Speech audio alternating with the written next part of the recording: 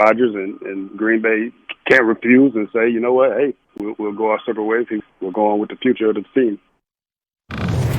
So it's fascinating, and obviously Charles knows the situation well. But Tim, you were making the point when we were talking earlier, he's saying this could get to a bad place, and you were making the point, really it already has.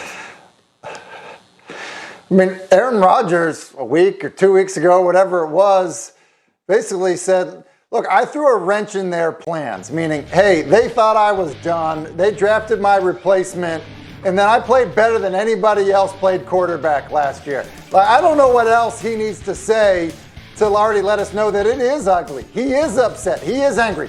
Look, I guess he could get more angry and start flipping over tables, but I think we're already at the point where Aaron Rodgers is upset, is unhappy, and I think that's why I've said on this show, if they don't win a Super Bowl this coming season, I think he'll be more upset and more angry, and I think he'll end up playing somewhere else.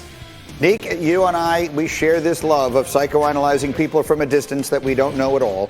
And so what is your read on that as you hear the teammates, everyone's coming out? What is your read on this situation as we sit and watch him hosting Jeopardy right now?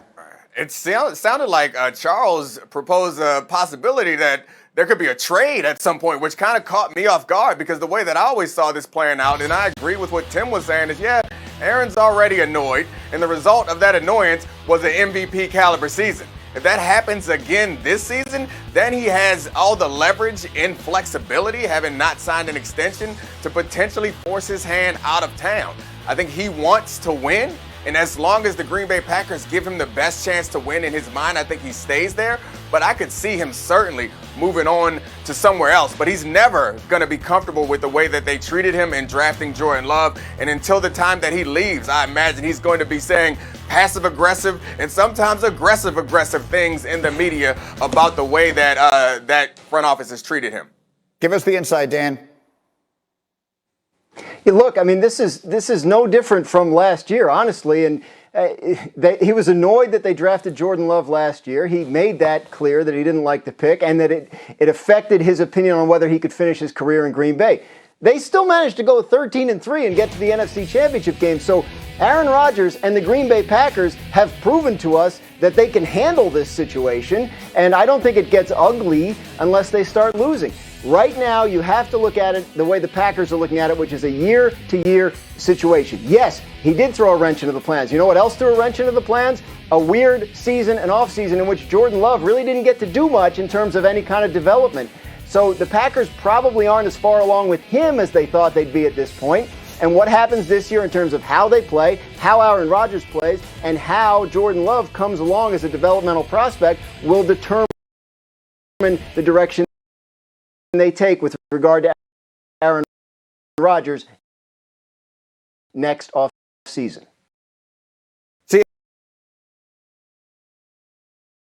if I'm Aaron Rodgers and I hear you say that, it drives me crazy, completely crazy. Like they're but he worried knows that Jordan Love we didn't get to see what he could do. I'm worried that we kicked a field goal on a 4th down and didn't go to the Super Bowl again, and I haven't been there in 10 years. I understand that the Packers, they have their plan, but if I'm just saying, Nick, give me a final word. If I'm Rodgers, this drives me nuts. Oh, yeah, it's not fantasy football. And I think that all that logic that you're throwing out there doesn't take into consideration that this is an emotional game and people are emotional and sometimes irrational, and that's reasonable. Considering what Aaron Rodgers has done for that organization and done at that organization, I would be upset too. I'd be annoyed and frustrated too that you went and drafted somebody when I can still contribute the way that I have. And you are making decisions that feel like you're looking at the future when I'm trying to win us a Super Bowl right now.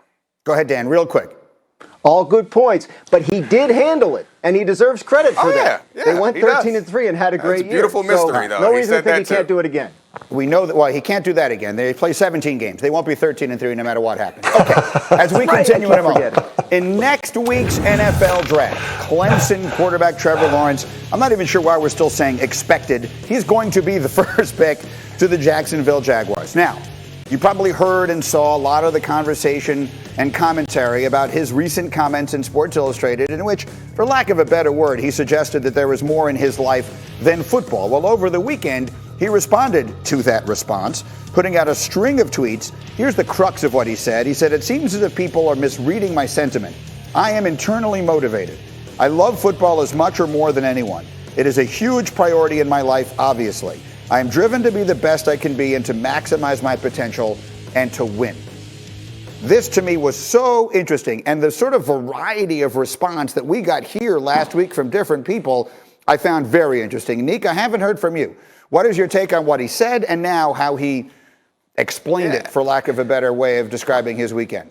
I think I'm somewhat of two minds in this, because I do remember the best seasons I had as a player. Like, I was kind of out of my mind focused and also like borderline depressed and not having anything else going on in my life. But I think it's kind of absurd to think that that's the only way you can have success in this league. I think that Trevor Lawrence can ball out because he is doing the things that need to be done. He's preparing maniacally. He's focused. He's getting ready. He pays attention to his body. Like, those are things that you can do without being a crazy person. And my thought is that there probably have been several really talented, exceptional, outstanding, even Hall of Fame level players who weren't like these crazy sociopaths that we like to make them out to be.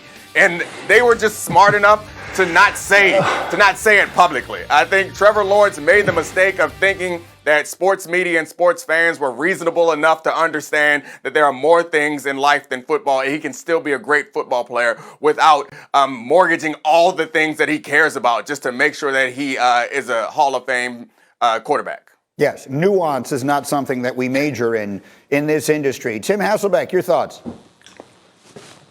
Yeah, I agree with Domonique on this. Look, I think he's being honest. He's somebody that basically has been anointed since he was, a sophomore in high school as a guy that's going to be a first-round draft pick. And, I think as a 15, 16-year-old, if you build your entire life on only being a first-round draft pick, it's dangerous. And so I think that he's kind of had a balanced life and perspective on things, which has been really healthy for him and helped him get to this point. So I think he's kind of being honest with that. And I think it's also absurd for us to think that, listen, that a guy has to be so singular focused, like it's got to be the most important thing in his life to have success. And this is what Domonique was referring to. Does that mean that you're not, laser focused during the season? No, of course you are. But look, Brett Favre did a lot of hunting and he did a lot of golfing. He was pretty good. Peyton Manning, did not sit in a cave every single night watching film. Did he prepare? Sure he did. But he had other things going on in his life. Same thing with Tom Brady. Like, are people freaking out when he goes to the Met Gala? Like, no, they're not. And Aaron Rodgers is hosting Jeopardy. So I think, things go on outside of football and you can still be focused on it. And Dan, I know this whole episode bothered you for entirely different reasons. I'm so proud to be on a panel where the first two guys used the word absurd to describe this situation, because I feel exactly the same way. Look, as a reporter, we want honest answers from people. And here's a young man who gave one and then had to sort of scramble to explain it, as opposed to just saying, no, I said something legitimate and truthful. And honestly, if you think about it, it really shouldn't be that hard to understand. To Tim's point, the MVP of the league just spent the last 2 weeks hosting Jeopardy. It is April. Trevor Lawrence's teammates are not going to judge him on a quote in Sports Illustrated in the most relaxed time of the NFL season. They're going to judge him on how he acts and leads around them in training camp during the season. He may be a complete maniac in training camp and in September, October, November, for all we know. Right now, he's chilling out in April, and he knows where he's getting drafted.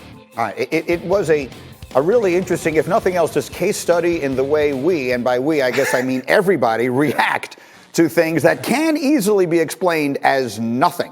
So we'll leave that one there for the moment. Meanwhile, did you guys hear, speaking of overreacting to some comments, did you hear what Zion said? Zion Williamson made his professional debut at Madison Square Garden over the weekend. He played there when he was at Duke, but he had never played there as a pro. He did yesterday. The Pelicans lost to the Knicks in overtime. And then afterwards, Zion talked about how much he loves New York. Listen to this. New York is the mecca of basketball.